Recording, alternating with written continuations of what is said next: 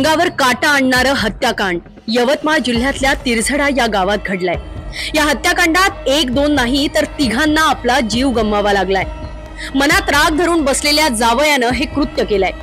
या घटनेनं संपूर्ण जिल्हाच हादरून गेलाय।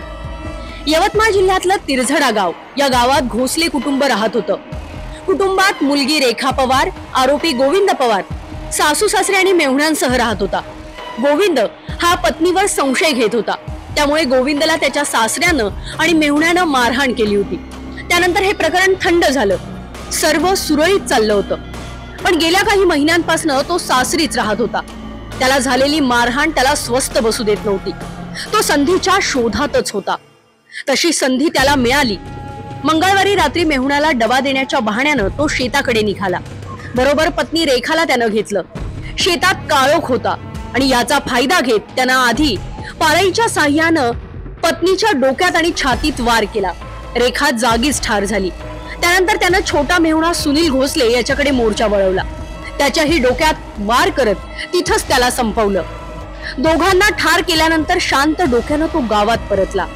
गावात घरामध्ये सासरा पंडित घोसले, मोठा मेहुणा नाना घोसले आणि सासू रुक्मा घोसले हे झोपले होते। घर उघडून तो आत गेला। आधी मेहुण्यावर वार केला, त्यानंतर सासऱ्यावर वार करत त्याला संपवलं। सासूवरही हल्ला केला, त्यात ती गंभीर जखमी झाली। पण दोन खून डोळ्यासमोर पाहिल्यावर त्यांनी आरडाओरडा करत तिथून पळ काढला। या हत्या केल्यानंतर आरोपी गोविंदनेही तिथून पळ काढला।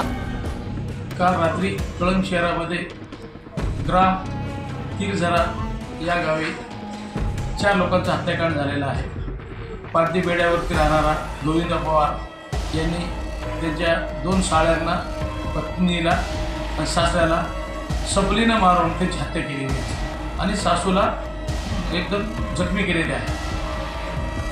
त्यासाठी त्याला रात्रीच अटक केलेली आहे आणि पोलीस बंदोबस्त लावण्यात आलेला आहे। सध्या गावात शांतता आहे। त्यांनी पत्नीच्या संशयावरून म्हणून त्यांनी फिर्याद दिलेला आहे। त्या दृष्टीने तपास सुरू आहे पोलिसांचा। सध्या PM वगैरे सुरू आहे सरकारी दवाखान्यामध्ये। सर फिनल वगैरे सगळं झालं, पुन्हा डिटेलमध्ये सगळं माहिती घेण्यात येईल आणि त्या ठिकाणी बंदोबस्त लावण्यात आलेला आहे। सध्या शांतता आहे। गोविंदनं बदला घेतला होता। चौघांना त्यानं यमसदनी धाडलं होतं, शिवाय तिथून पळही काढला होता। या हत्येची बातमी अगदी वाऱ्यासारखी पसरली। घोसलेंच्या घराबाहेर एकच गर्दी जमली। पोलीसही घटनास्थळी दाखल झाले। पोलीस यंत्रणा तातडीनं हल्ली। त्यांनी गोविंदला बेड्या ठोकल्या। चौकशीनंतर त्यानं आपल्या अपमानाची गोष्ट मान्य केली। त्यातूनच खून केल्याचंही समोर आलं। या चौरंगी हत्याकांडानं तिरझडा गावासह कळंब तालुक्यात मोठी खळबळ उडाली आहे। इक्बाल शेख सह अवकाश बोरसे, लोकमत डिजिटल, यवतमाळ।